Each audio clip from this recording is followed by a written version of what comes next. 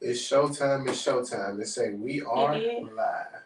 Yeah, from Yeah. here. Well, it didn't go by itself, but I did. I had to push the button. Okay. I think it will give me alert. Let me just double check, make sure. Yep, we are alert. We are live. I mean, It's on my page too. yep. All So right. look and see, y'all. We are millennials, but we're getting used to this new technology. And when I tell y'all, like this technology, man, all I can say is I took 6 months off from using technology because I thought I wanted to do something else, like that was more fulfilling to me and make money. But really, I was just grinding to make money in the transition of letting go of something else. And during them 6 months, just 6 months, I fell so far behind. I felt like a dinosaur or somebody who just never used a computer because I was fluent with this stuff now. Yeah, it's something you use daily. Yeah, I'm telling you, I fell so behind. I'm getting back on it now because, once you kind of learn the way it works, you can get back used to it. But, whoo, it's been I guess it was good because it gave my brain time to process things. And now that we're using new stuff, I'm able to put it together because I would have never figured this out. Yeah. It needed a break. Yes, thank you. Yeah, it needed a break. So, you all, thanks for joining. It's 8 o'clock. I'm Zebulon Mitchell. I'm Marquisa Mitchell. And we are the Mitchells. We are the Mitchells. Simple as that. Absolutely. So, Marquisa said we need to come up with an intro. We do. We need an intro. And I want to know, what's the most important thing about us that everybody should know about who we are, what we do? What's the most important thing? Most important would be our successes. People want to know, okay, if you're a business coach or a business consultant, like what's your record? What's your track record? How can you help me? So I think the most important thing is to acknowledge what we have accomplished. So this is Zeb and Kisa, successful entrepreneurs. We're on our year 7 journey together in entrepreneurship. We have accomplished a lot. We have helped other people accomplish a lot. We have helped other businesses earn 6 figures. And we help to grow and scale small startup businesses along with mid-sized businesses to 6 figures. Hopefully we can get you to 6 figures a year. Or not a year, a month. That's what I'm trying to say. I think either one is better because better than 0. There's some people just doing it as a side hustle. They're like, hey, I'm making 10,000. Yeah, but that's not good enough because you deserve more. Yeah, so y'all know who we are. I guess if you ask me, if somebody like, okay, who are y'all and what do y'all do and what's the most important thing about you all? We both came from corporate America. Yes. We've been in business 7 years. We actually run a business with our children, which is very hard to do. That's why sometimes taking advice from some people don't make any sense. Like, you don't have 4 kids and a spouse that you have to look after and run a business. So yeah. But besides that, I feel like we efficiently get things done. We help business owners see a wider perspective of what they're doing. And it's all about trying to scale. So we help them scale. Scale and grow, not to become complacent in how things are going because you feel like nothing is going wrong in that moment. Right. I think most of our testament is based on what we've been through. Mm-hmm. So like if we went through the ups and downs or the adversity of making money, then we know what it takes to get out of that funk, start making money, get back out there and do what you need to do to grow. So I think that'll be my summary of who we are. It's like, hey, we'd have been there before. So absolutely. That's what we do. All right, so today the main topic of this was 7 things you can do today to start making more money. It's 7 things you can do, but we're going to dive very deep into these things because you have to have it structured properly. So I guess our first topic would be, what is taxes? Because tax season just passed. The deadline was the 15th. So what is taxes for business owners? How important is taxes to them? Taxes is your livelihood, if you ask me, because backstory, we've been there. Wanting to become homeowners before, and we were making the money, and we were just like, yeah, we can buy a house now. But nothing was in order to buy that home. We could not get approved for a mortgage because, as entrepreneurs or business owners, you would say, you have to have those 2 years of tax returns. True. And it had to be in alignment with what you're trying to get. So what I mean by being in alignment, if you are making $100,000 a year, but you write off 80,000 and say you only made 20,000 profit, that's not in alignment with buying a house. That's in alignment with getting a denial. So you have to align yourself properly for what you're trying to do. So paying your taxes is very important, whether you pay it annually or quarterly. Make sure you do your profit and loss statement so you can know where your business is at. You can kind of see the trajectory of where your business will go and forecast future months. You can forecast when you will have a good month. You will know when, hey, I'm not going to have so good of a month in December, maybe even October through December. So I need to kind of save in certain areas and put away back for those slow months. So doing your taxes allow you to see everything about your business in a whole, and allows you to be able to go and do the things that you need to do to provide for you and your family, like buying a home, buying a vehicle. If you need any business funding, business credit, anything to that nature, you cannot move without your taxes. You're stacked. So I have a question. So a business owner that right now is operating a business, this is their first fiscal year of business. They just started the business. They got the EIN, LLC. They're making money. What are some tips you can give them today when it comes to staying prepared for tax season for 2025? First step that I definitely suggest that is a major one for me, because that's the one I see the most. Separate your business money from your personal money. Definitely. Stop commingling the two. You need to pay yourself a certain amount. The rest is in your business, so that you can know what is your taxable income, okay? Because it's different. So you need to get with someone who can lead you into the right direction and go along with what you need to prepare you for certain big purchases that you will need. So that's my first tip. Stop commingling personal funds with your business funds. My second one I would say is the biggest thing to me, outside of the personal and the business commingling, is to understand your tax laws. A lot of people just know, oh, I got to pay taxes or I got to write off. Nothing else in between. They don't know that, you could have payroll taxes if you get certain deductions. You don't know these certain things. So just educate yourself on your options when it comes to even filing your taxes. Educate yourself on, like I said, if you're paying yourself as an entrepreneur, you're paying yourself $10,000 a month off your profit, and the rest your business has. Well, what is your payroll taxes? Are you just taking the money out and sitting in an account? Are you paying any taxes out of your check so you don't have to worry about it at the end of the year? It's different ways to set you up for success. So you can get with different companies like ADP and set those things up. Make sure you have your QuickBooks always up and running for you. Every entrepreneur, solopreneur, everyone should have a great bookkeeper or accountant. Absolutely. Or you need to have QuickBooks, bookkeeping, and QuickBooks Online Self-Employed. Yes. Everyone need to have it if you're in business. It's Can't a simple thing. Enough, because your tax preparer is not your accountant. Those are two separate jobs. Those are two separate careers. They do two separate things. One actually goes to school. Like, no shots at people who do taxes. You take a shot at me. Well, seriously though, one actually goes to school though. Like a certified public accountant goes to school, gets certified, and they know the tax laws. If they don't know them, they know how to find those laws to help them work in your favor.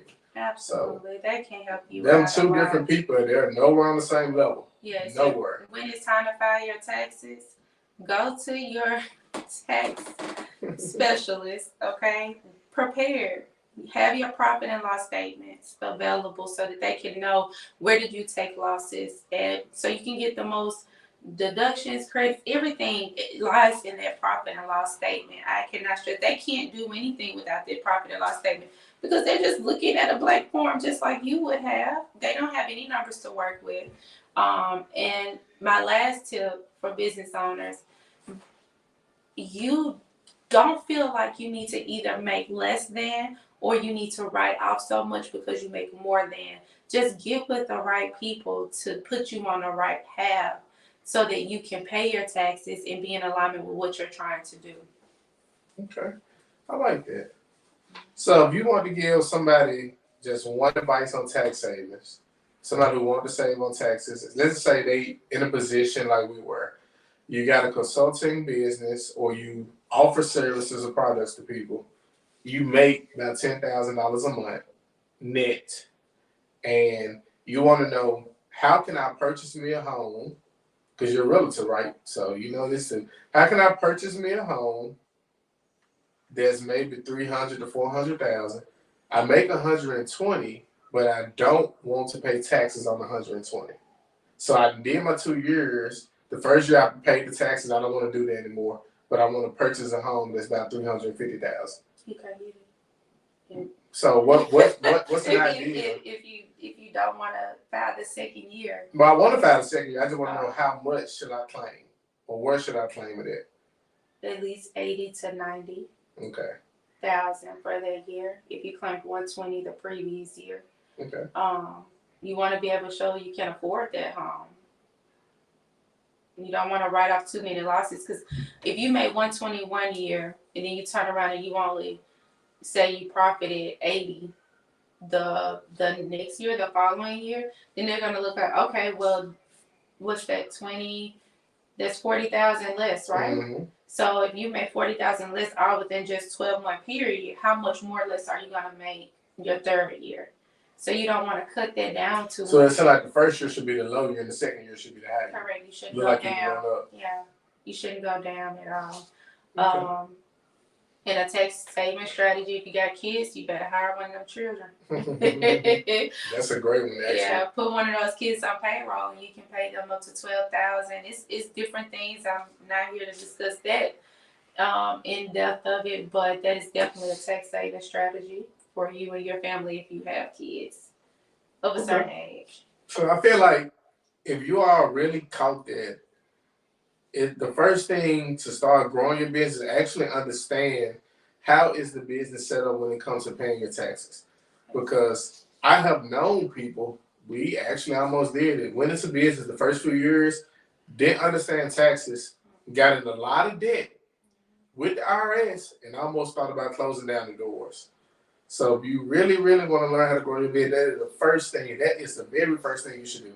Learn the tax laws somewhat. You don't have to be fluent, but just enough to do business. Yeah, because it's not just federal also. I want to make that very clear. Oh, you yeah. have state taxes.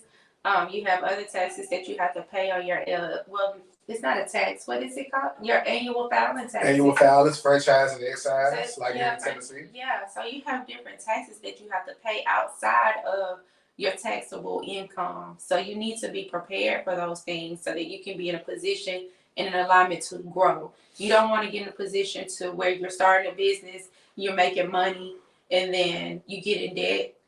Then you try to figure out, okay, but which way do I go? Mm-hmm. Well, how do I fix? You're trying to fix this along with rebuild the foundation. You can't do it. You operating backwards, and you're hurting yourself. You're causing yourself more stress than you have to. So that's why we're here to give you the steps that you need in order to start off successful. Or if you haven't, go back and fix those things so that you can have the opportunity to grow and to not stay in just one stagnant spot in your business. Okay, so let's move on to the next one.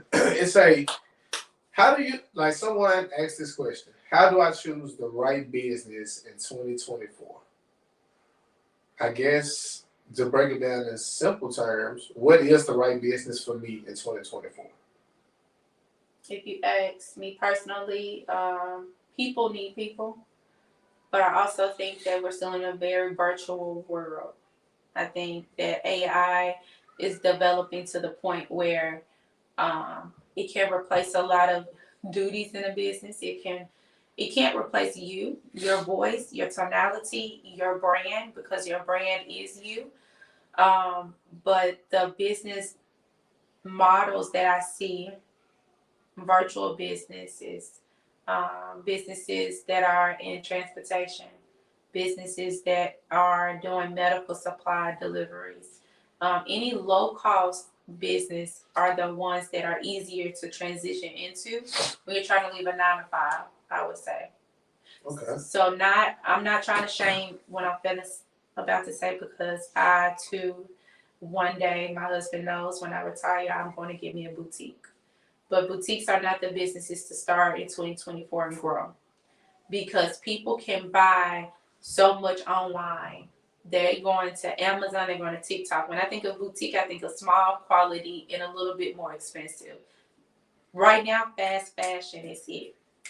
They want fast fashion, shop every week or two on Shein or Fashion Nova, and it's fast fashion. That's the era that we're in. So you just got to look at the era, the trends of what's going on, and follow that. And you don't have to have a business that's pretty. It doesn't have to be pretty. You can do vending machines. You can do a laundry mat. As long as it's earning you money, it's the ultimate goal. Okay. So I guess this one, we can go to the next one then.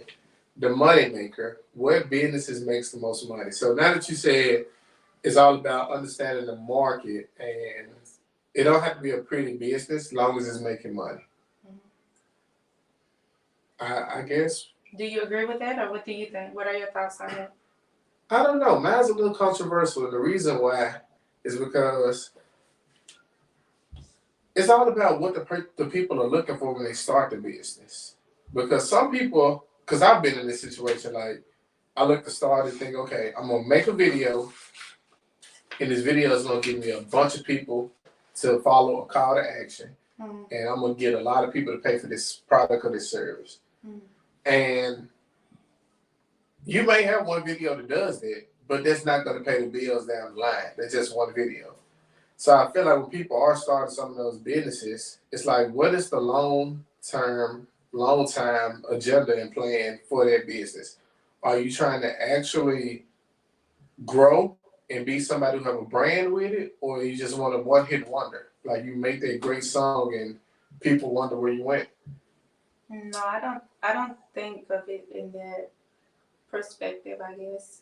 I mean, when you say what makes the most money, what do you ask when you ask what makes the most money? What industries make the most money? What, in your opinion? Creator. Right now. Creator. Yep, a creator makes the most money. If you can create content that people can sit there and consume and follow a call to action, that makes the most money. But being a creator also can be very deceiving, because you can make great content once, and that one piece of content you made, you better follow up with more content that's good like that, or you're just gonna have that one hit wonder. Okay. So I believe that content creation and business, when it comes to like business coaching, to be a little bit more precise, and life coaching is what I would like to add in there, business and life coaching.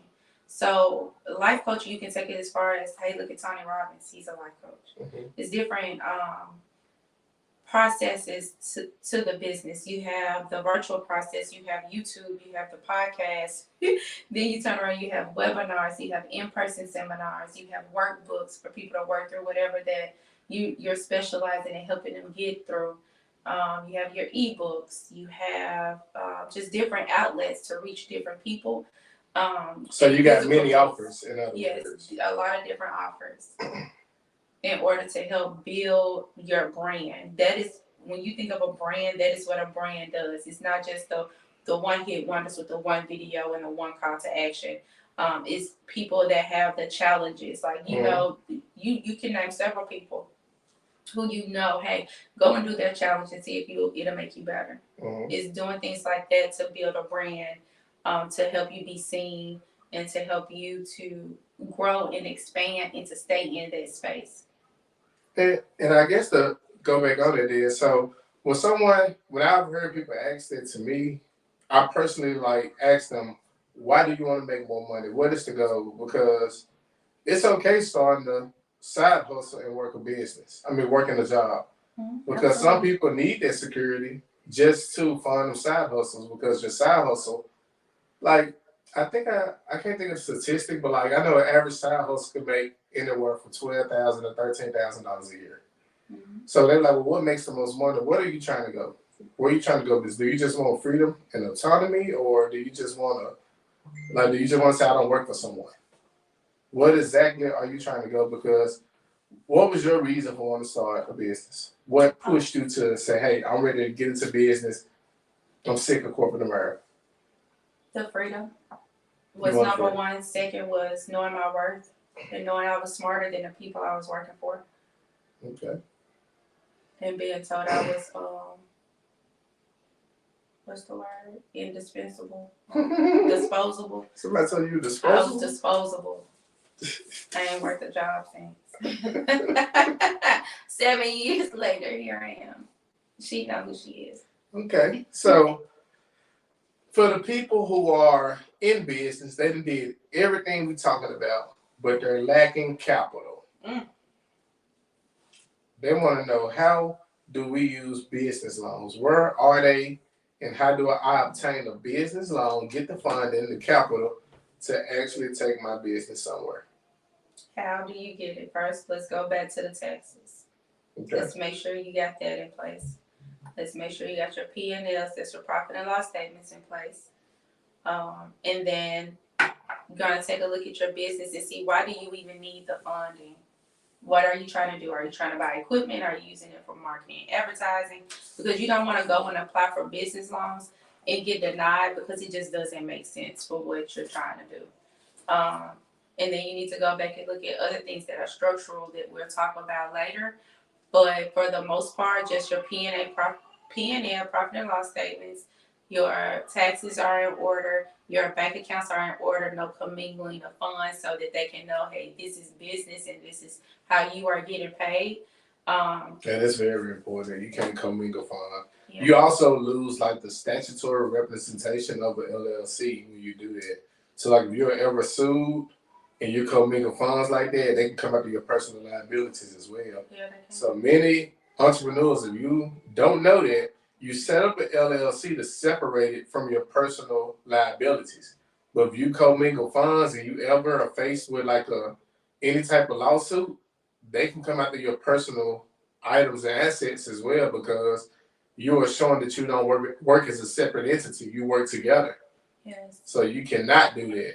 That's the reason you set up an LLC. That's so you won't do that. Yeah, the reason you set up an LLC, so that you are not attached to your business. You will not have your items that you've worked hard for taken if someone were to sue you. And so that is very important. It's a very important thing to have in your business. And I gotta say this, like, regardless, even though we don't personally do personal credit, we know when it comes to business loans, that is the one most important thing that you need. You gotta have a somewhat decent personal credit profile and score to even get looked at for a business loan and have a favorable interest rate that you would like to take on and try to make that money make you money. Mm-hmm. So, and a lot of people say, oh, well, you don't have to PG anything if you do it XYZ. What's PG? Personal guarantee. I'm sorry.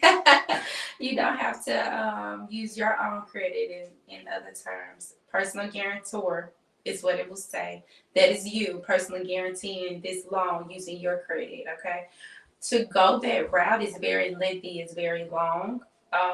It's a lot of different tiers when it comes to business credit. You have to build it. You have to build up your credit score, your business credit score. And in order to do those things, it costs money also, because you need to buy things to report. So just to do the work that you need to do to be an ethical individual anyway, go ahead and make sure your personal credit is up to standard. Just like the fastest way. Yeah. If you got great personal credit, they're like, hey, we'll give you almost anything you ask for, because they know you're going to back the business up. You don't want to miss your score.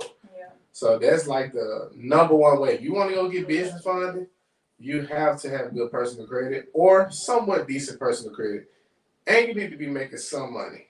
I'm going to tell you how many different tiers it is right now. So you have tier 1 vendors, tier 2 vendors, tier 3 vendors, tier 4 vendors, tier 5 vendors, tier 6 vendors, tier 7. Now, do you want to go through all of those tiers in tier 8 in order to be able to get business credit or business funding for your business when you're looking to expand or use that money to grow? That's a lot. You're going to spend more. Y'all, and if y'all been tuning in during this time, if you wondering why I say promo code, it's because we have all this information we giving you put together in a business funding course. Yeah. So if you follow the link associated with this video, it is in the caption of the description. You can actually get 10% off of that course and start building your business. And it's going to come with all the lenders you can apply for. Yeah. So it's the most simplest, broken down thing you can do. Like you can pass it on to where your children, they can understand it, start doing it, and implement it. So if you're really trying to grow your business credit and grow your business and you're lacking funding, this is the blueprint. Check it out. Go to the link in the description. Put in the code ZQ7 and get the discount. Absolutely. Had to throw that in there. Had to. We just had to do it. So let's talk about structure and success. So tips for forming an entity. This is very important. And y'all, I know a lot of people, if you're watching this, you probably want to like, okay, they talking about a lot of things I kind of know of, but what are some real tricks? That's going to be the bonus. So if you stick around for the last one, that is the bonus. But we got to get the basics out the way. We like to baby step the people we work with because we realize, hey, if we take you straight from crawling to running, but you never walk, you're going to fall. So we got to get you balanced, structured properly, build you up, and say, okay, now let's get to the nitty gritty, the fun stuff, the stuff you see everybody else doing. So let's talk about these basic structures. What's some structures, Keisha? It's a lot. Okay. Sole proprietorship. What is a sole proprietorship in your words? It's me. Like I would say, what is a sole proprietor? My best example would be me. Mm-hmm. If I got up and say, hey, I want to start a business, and I start collecting checks from people, I go give me a PayPal, go get a Square. I never go get an FEIN, which is a Federal Employee Identification Number that you get from the IRS. I never go get an LLC. I never go get a bank account. Or maybe I go get the bank account and I get the EIN, but I never get the Limited Liability Corporation, which is the LLC. I'm a sole proprietor, meaning I am the only thing. It's no business. It's no nothing. It's just me. I am the business. No members, no nobody. Nobody. It's just me. I'm the business. Mm-hmm. That's a sole proprietor, and honestly, it's the cheapest route to go, but it's not the most efficient way to go because you're not taking it serious as somebody who paid for just a simple LLC fee. Mm-hmm. So that's a sole proprietor to me. All right. So I asked him that so he can explain it better than I can because I would have just said it's just me. All right. So with sole proprietorship, 9 times out of 10, you're not going to get business funding. They're not going to take you serious. They're not going to look at their application with any urgency to fund you and your business because they're going to want to know you're not taking yourself serious. So why should I? In other words. Then you got your partnerships, your corporations, your LLCs, which we always talk about, your limited liability corporations. And that is what we are. We are incorporated. Yep, we are incorporated. That's a sole proprietor. And honestly, it's really no pros about a sole proprietorship. It's nothing but cons. The only pro is it's cheap. Yeah. You don't cost you anything. Don't cost you nothing. But it has no pros. Like, seriously. All the pros are in corporations. Yeah, you don't even have the, when it comes to your taxes as a sole proprietor and you doing your taxes on your Schedule C, it's not the same as a LLC because you can get different tax credits for certain things if you're in certain industries. Right. So I think LLC is definitely the way to go. And people talk about S corps and different things like that, but that's a more in-depth conversation. Yeah. Everybody can't utilize an S corp. Like even here in Tennessee, we cannot use an S corporation like it's supposed to be used because Tennessee does not recognize S corporation elections. So you can set up an LLC all you want. You can say I elect to be taxed like an S corp. They're not going to recognize it, and it makes no sense to set up an S corporation anyway if you're not making net $80,000. You got to at least make $80,000 net, not gross, but net.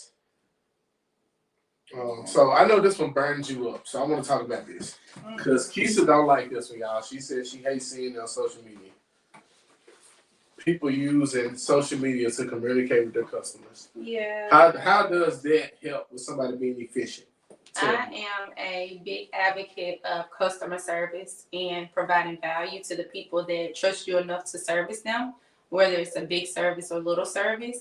Those are still your people to take care of. So when I see these posts about business announcements or using social media as your only platform to speak to your audience or the people that have actually paid you money, like, hey, I'm not coming in today. Hey, the shop closed today. Why don't you have your CRM, which is your customer relation management system? Why don't you have that set up to be able to go to your phone, go to an app, go to your computer, send out a blast text to the people who need to see that, not to your 4,000, 5,000 friends that you have on Facebook who don't care. Really, or I think percentage of it's a percentage. It's a very low percentage of the people that will actually see it. It's like below 10%.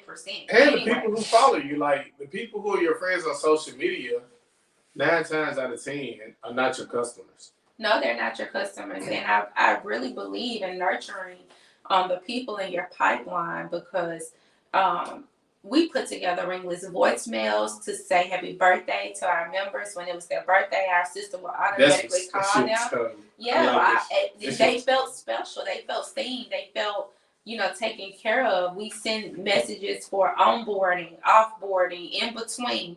If you've been in our system, I'm pretty sure a lot of people stay in because of the nurturing that we have given. But a lot of people have also unsubscribed because they're like, oh, okay, I'm through with it. And that's fine. Those are not your people to continue nurturing.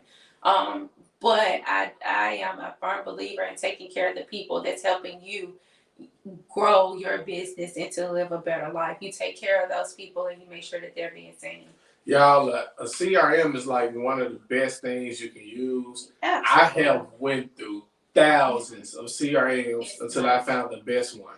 Yes. And if y'all want it, y'all gotta come in and ask for it because I'm not just gonna tell you about it. Yes, comment the link. It has so much. Like we're gonna do a video on this CRM alone.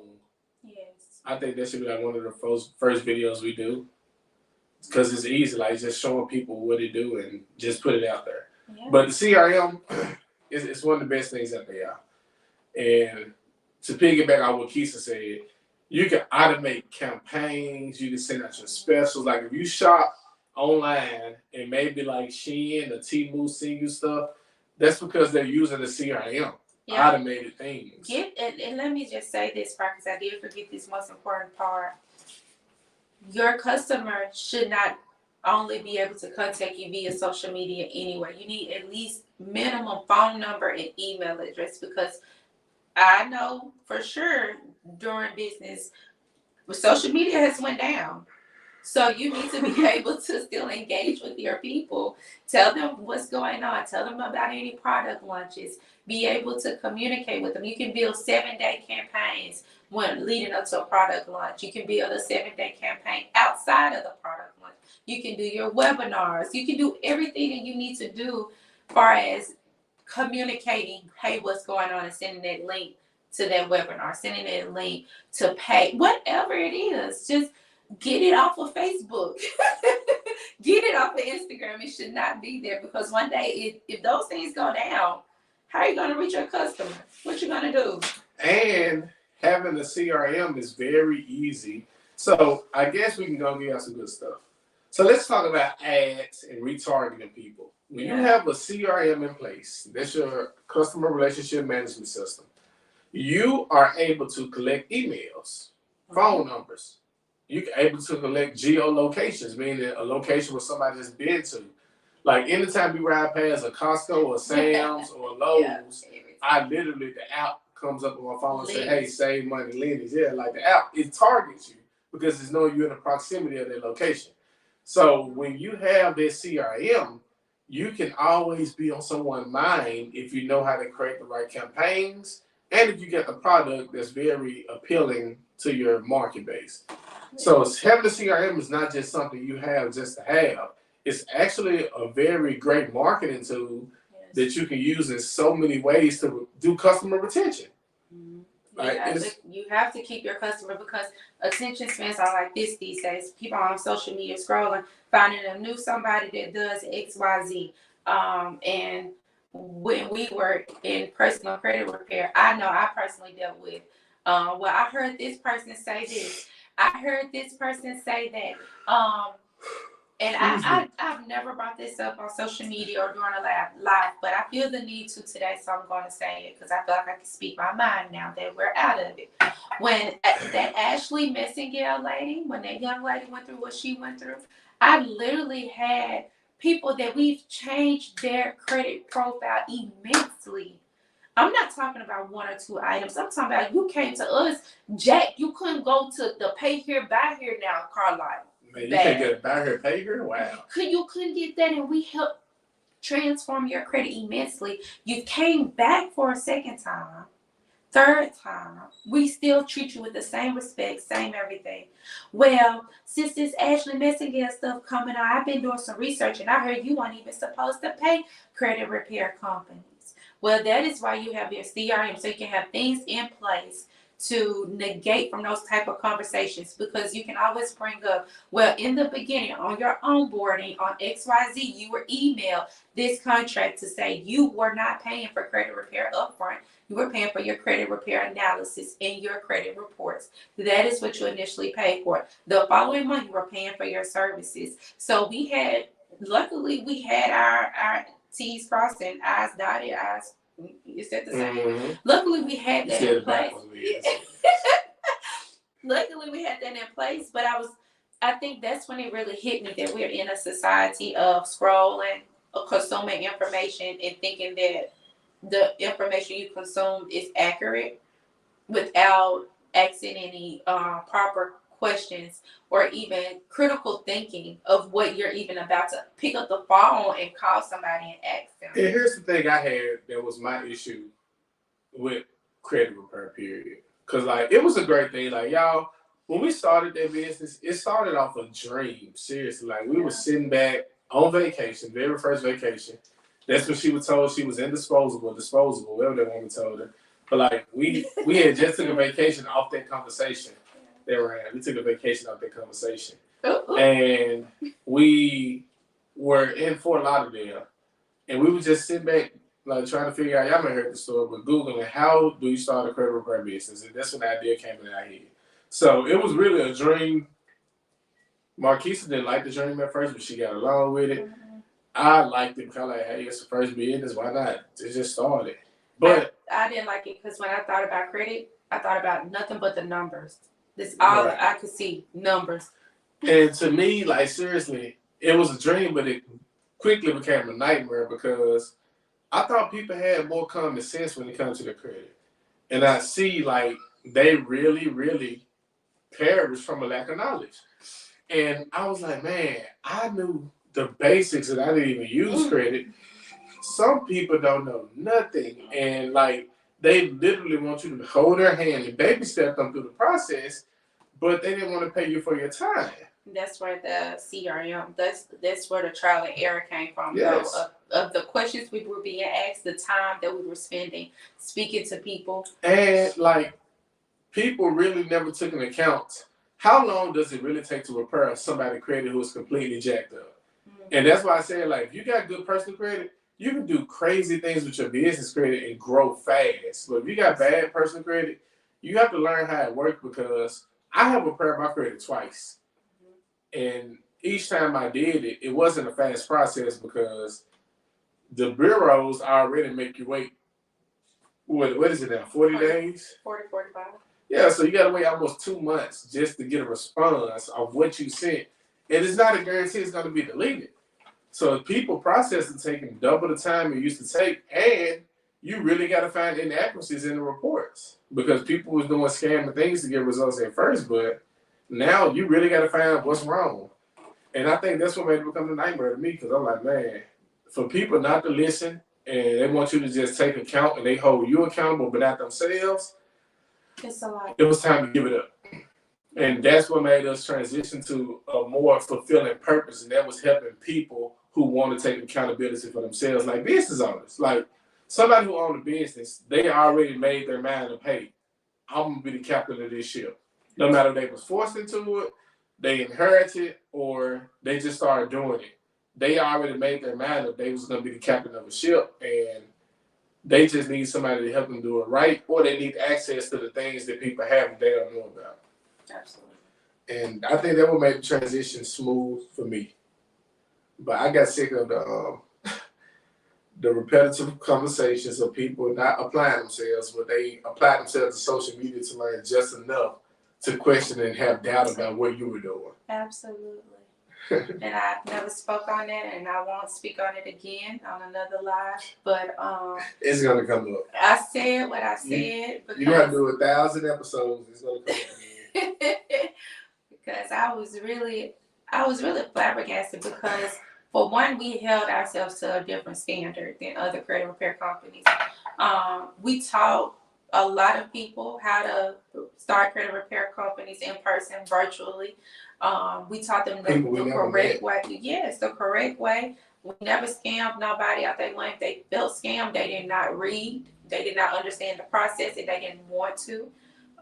So for me to be asked those type of questions due to how somebody else is running their business was, it was like a slap in the face, especially with somebody you couldn't even go to a buy here, pay here, and you questioning me, and now you getting business credit. Now you think you didn't went viral, and now you popping, now you on, you showing your business credit, what you did, flaunting it, but that's neither here nor there. I wish everyone blessings upon their businesses, small and large. So, those of you all who are watching, if you catch this video later, you're more than welcome to drop a comment. Let's talk. Absolutely. We will respond. Keisha's gonna get her channel started, so y'all will be seeing her videos. I'm excited. Like we said before, if you see the promo code, that means that we have a discounted program in the description to help you start growing your business and get some business funding. This program is really great for people who are already in business and thinking about starting a business and they got great or good or somewhat good personal credit. Even if you have some challenging personal credit, there's some tips in there to help you. Yes. Get 10% off. Go get the course. We wish you all the best. You have anything to say before we get out? We're going to get any questions. I see some free people on here. If you got any questions, y'all, drop your questions. If you have any questions, I want to check the audio, make sure that we're still good. Because I hope we weren't live the whole time and on mute. That would be terrible. Man, that'll be, yeah. What's with it? No. Oh. That'd be terrible. Yeah, we sound good. Okay. Oh, one last thing. I forgot to say this. When it comes to business funding, business credit, do not be scared to get business funding for your business when you're truly looking to expand or grow due to interest rates. That's why you have a profit and loss statements. That's why you have your taxes. That's why you have everything in order so that you can get the best possible rates. And rates aren't as bad, guys. I mean, I'm telling you, rates have been higher back in the, 79? Rates were 79. What year was that? OMG. You too far behind. Talking about some 79. No, it was when it was double. It cost 18. Inflation got to 18% to purchase a home. You think anybody in 2024 think about some okay, so 7%, 7.74. That's the baby boomers. 7.74%. That's part of the great is the average APR right now. Okay. For a business loan, for business financing. So don't let that 4% deter you away from getting it when it was higher before. They lived through those times. But no, the baby boomers did. We talking about. I understand that, but if they can do it, we can do it. Yeah. But that's the thing. Is our generation strong enough? They need to get stronger. I think social media has made people weak. I think entitlement has made people weak. I think lack of accountability has made people weak. And I think coming off COVID has made people weak because Yeah, they're absolutely. still trying to. Cause we went through it. We had that big roller coaster that hit us during COVID, and we would just grind, and then like it started slowing down. So everybody is probably a little shaken up. Like every market is, because it's like, okay, what do I do now to get me back to where I was at? But really, where you was at is where you was at before this even happened. If you were in business, it's just you had that roller coaster, and now you off that roller coaster. It's like, okay, you're back on ground. Get on another one. It's a good book. If you're in business, I got a good book for you. It's called Who Moved My Cheese. Read that book. It would kind of help you navigate on where you should put your next move into money. Because I know who moved our cheese. I know exactly where it went. I do too. It's where we at right now. All right, y'all. See you later. See you later.